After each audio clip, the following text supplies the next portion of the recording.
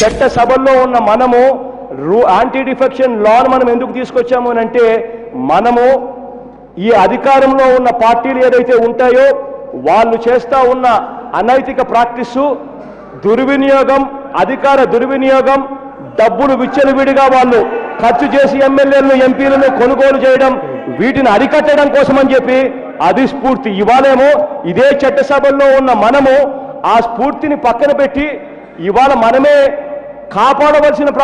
కాపాడవలసిన స్థానంలో ఉన్న మనమే, ఇవాళ కాపాడవలసిన స్థానంలో ఉన్న మీరే అవే నిస్సిగ్గుగా ఉల్లంఘిస్తూ ఉంటే నిజంగా డెమోక్రసీ ఉందా లేదా అని చెప్పి సిగ్గుతో తలంచుకోవాలి అందరం కూడా.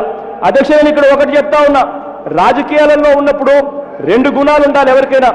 ఒకటి క్యారెక్టర్, రెండు క్రెడిబిలిటీ.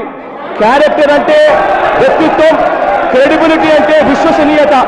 చంద్రబాబు నాయుడు గారి క్యారెక్టర్ గురించి చెప్పాలంటే సొంత అధికారం కోసం, కుర్చీ కోసం సొంత మామ ఎన్టీ రామారావు గారిని వెన్నుపోటు పొడిచిన